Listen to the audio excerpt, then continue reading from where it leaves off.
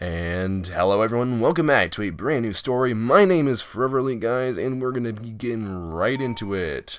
Hope you guys are having a fantastic day. It is the weekend and I'm trying to pull out this video.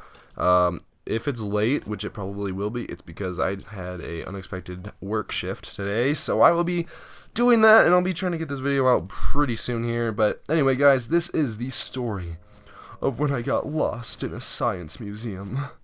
The year was 2006, and I had just turned 7.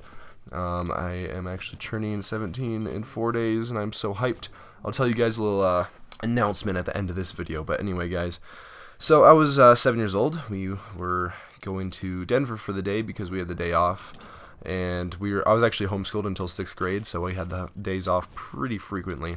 So I was with my mom and my 2 older brothers, and we had the day off, and so I was like, hey, why not just go to the Denver Museum of Natural History and Science, because that's a pretty awesome place. So if any of you guys happen to live in Denver, I would highly recommend going to that museum. It is so freaking cool. So basically we get there, we drive to Denver. It's about an hour or so drive from my house, and we get there, and it is just this massive, massive building. It's about 3 floors, and on those 3 floors, it's a total of about 187,000 square feet, which is insanely huge. So we get there, and we pay and stuff, and we just start going around and looking at exhibits and stuff. They had like all sorts of like exhibits. They have one exhibit on like space exploration, another one on space travel. They have one on health and Egyptian exhibits. They have some for like animals and like the jungle and the prairie and Indians and just all this like crazy stuff. But yeah, they had like a ton of exhibits, and it was just such a cool place. I just love natural history, and I'm not too much of a science guy, but I do love natural history and history as a whole, so this was a pretty sweet place for me to go. So we go through like the health thing, and I'm just saying it's really weird to see the nervous system hanging out on a wall. Like, you see like a brain with like a spine and like all sorts of like nerves just hanging up on this wall.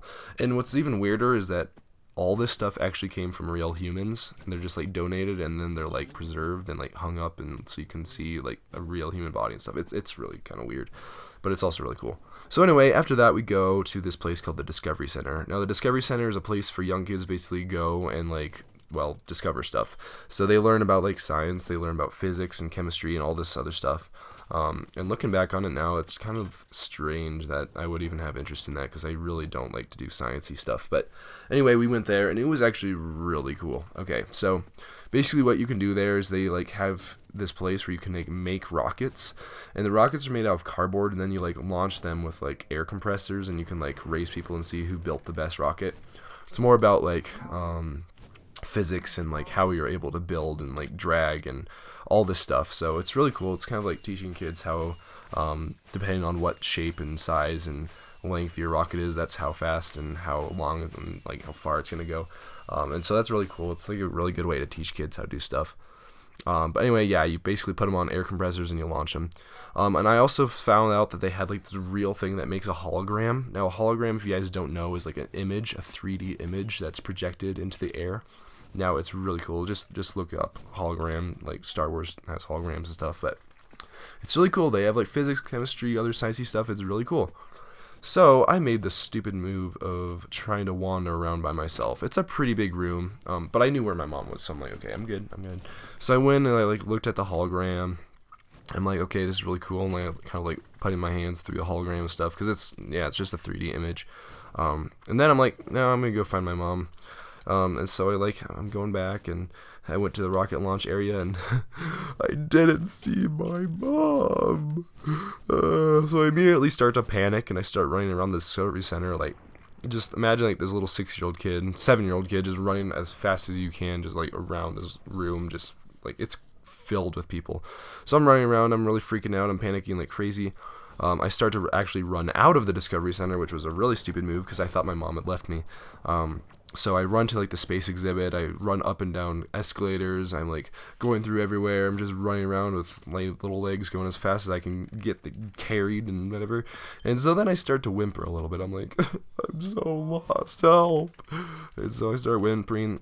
I actually go through the dinosaur exhibit. I like go through the exit and all the way through the entrance, and my mom is still not found because I thought maybe they went through the dinosaur exhibit, but they didn't, guys, and it was so sad.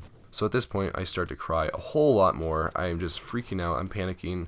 My whole life is like flashing before me. I'm like, what am I gonna do? I can't do this. And meanwhile, I've covered probably like 180,000 square feet of the 187,000 square foot museum, and I'm like freaking out. And I'm crying a whole lot. And so then I went through the cafeteria to see if my mom was happening to eat lunch or whatever. And she wasn't. And so then I go through like the Egyptian exhibit and looked at some mummies, and she still wasn't there. And finally, there was this volunteer lady, and she was this older, really nice volunteer lady. She was there. I don't think she was being paid, but basically she found me crying, and she's like, "Are you lost? Do you need me to find your mom for you?" And I'm like, "Yes, please, I can't do this."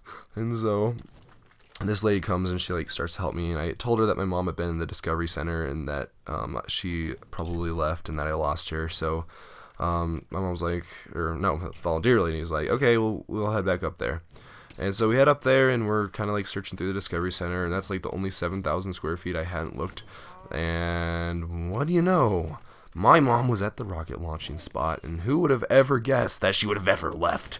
So here we are. She's just at the rocket launching spot with my brothers. They're all just shooting rockets, and we were reunited, and I realized that could all have been probably prevented if I just paid attention.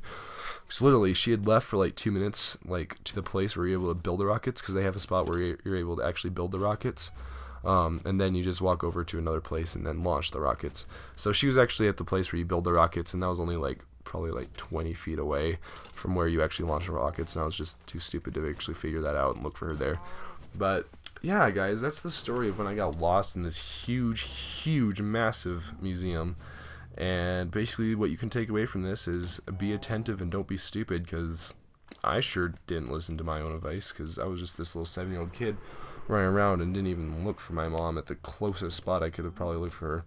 And she was there the entire time. And so yeah, there she was, guys. That's what you do. That's what you just gotta take away from the story. Be attentive and don't wander off, because then your mom might not know where you are and you won't know where she is. But anyway, guys, I do hope you guys enjoyed this video. A small little announcement. July 27th is, in fact, my birthday! Woo! And because of that, I'm going to be hosting a MPS. It's going to be for probably an hour or two on July 27th. I have no work that day, fortunately, so I'll be there. And then I'll be having a party with a bunch of my friends, and then yeah, so I'll be able to do that for about 2 hours or so, maybe. I'll be recording it, and then I'll probably make a vlog of what I do at my own party at my house. So anyway, guys, I do hope you guys enjoyed this video. If you did, don't forget to leave a like and subscribe, guys. You guys freaking killed it on last week's story, so thank you so much for that. And let's try to go for 25 likes this time, and I will see you guys in a brand new video. Bye bye.